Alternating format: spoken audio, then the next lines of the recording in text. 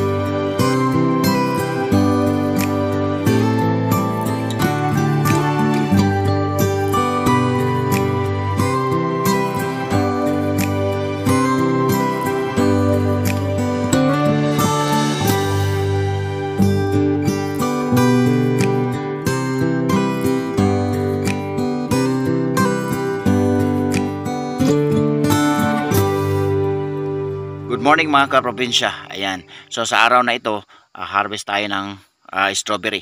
So start nung mga kaprobinsya, start doon sa January hanggang sa umabot hanggang ngayon. Sige na lang tayo ng harvest. Ayan, sa isang linggo mayroon talagang 4 na beses tayo makapag-harvest, or sa isang linggo mayroon ding 3 beses tayo makapag-harvest sa strawberry natin. So last week naka-harvest po tayo ng 6 kilos o 6.7 kilo na strawberry. So medyo madami na po mga kaprobinsya, So ngayon harvest naman tayo, pero ngayon napakarami talagang bunga at napakaraming hinog mga kaprobinsya. Pero kaya lang Monday ngayon, so magkukuha lang tayo ng yung mga hinog na talaga, kasi sabi ng nag-display or nagbibenta, Monday ngayon medyo mahina yung yung tinda pagka Monday, except na lang sa Wednesday at saka sa Friday. Siyempre ganon, sa Saturday ganon, malakas yung Saturday at saka yung Sunday. So ngayon Monday, so mag-control po tayo sa pag-harvest. Piliin lang natin yung napakahinog at napaka-ready to display lang po talaga mga kaprobinsya. Kasi dito minsan pag Saturday kinukuha na namin yung mga yung okay na, at yung sige tawag sa Bisaya mga kaprobinsya ba, naglisod yung Tagalog. Grabe ni Tagalog yun. Nagkuha ko karang balbangaan, kay balbangaan mga kaprobinsya, usa na siya nga maunay kwaon, kay para 2 days 3 days di pa siya masira. Pero karon kwaon na gyud nato ang pinakahinog mga kaprobinsya. Ayan, tana ubani ko ninyo.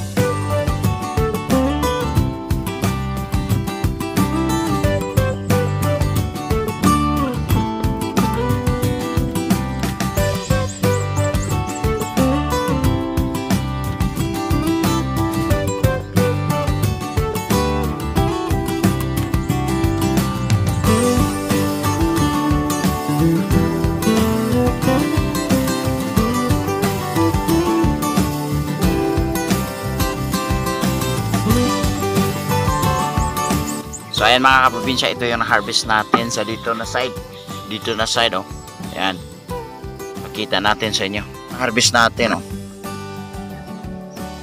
Siguro nasa mga 2 kilo na to mga kaprobinsya yung harvest natin. Dito na side lang. Ito ayan. Harvest tayo dito. So dito mga kaprobinsya, mayroon kaming ayan o. Honey uy yata ito. Chuga. Honey uy chuga. Hindi ko alam sa variety mga kaprobinsya. Research ko pa. Ayan. Yung parang sili sila mga kaprobinsya ba. Pero talaga ang strawberry nito napakatamis. Kahit ganito yung mukha niya mga kaprobinsya. Manamis-tamis.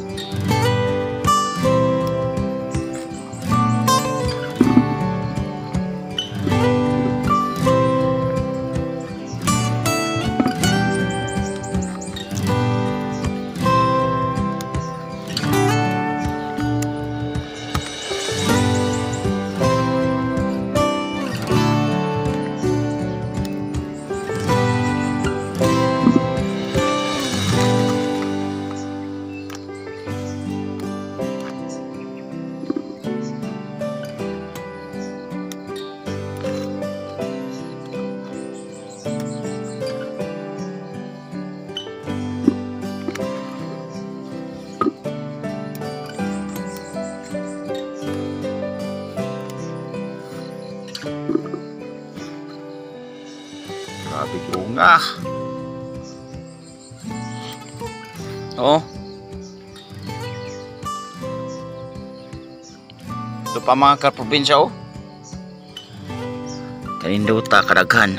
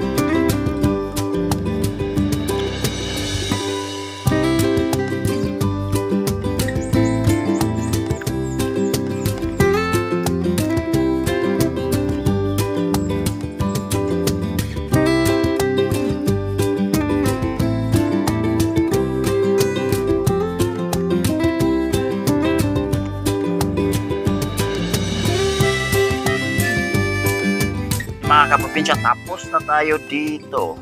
Ayan, ayun. Tapos na po tayo dyan. Ito po yung nakuha natin mga kaprobinsya. Ayan o. So dito mga kaprobinsya, pag nakakuha tayo ng isang ganito, 1 kilo at kalahati na yan. So ngayon, may dalawa. So 3 kalahati na nakuha natin. No? So ang dami na talaga mga kaprobinsya ang strawberry natin. Ano? Ayan o. So ngayon, pupunta pa tayo doon sa kabila para mag-harvest tayo doon. Dito tayo mga kaprobinsya, pipiliin lang po natin yung mas hinog talaga. Kasi nga sabi ko kanina, pag Monday, medyo mahina po ang bintahan. So pipili lang tayo ng hinog dito. At yung mga strawberry dito mga kaprobinsya, talagang napakarami po talaga ng hinog dito. Ayan. Yung strawberry na to mga kaprobinsya, ito yung sinasabi kong nag-ano tayo mulching kasi nagbalot tayo dito para hindi talaga mag-ano yung mga damo. Kaya maiwasan yung mga damo. So ganito yung kalinis mga kaprobinsya ang strawberry natin. Oh. Yan. So hindi ko na ipapakita sa inyo pag-harvest dito mga kaprobinsya kasi nga sabi ko medyo wala na tayong oras. Next time na lang po, dito na po tayo at hindi na po doon sa may bahay kubo ko. Okay? So, hanggang dito lang mga kaprobinsya. Maraming salamat po sa lahat ng nanonood sa video natin. God bless po sa ating lahat. At syempre, tayo ay mabuhay.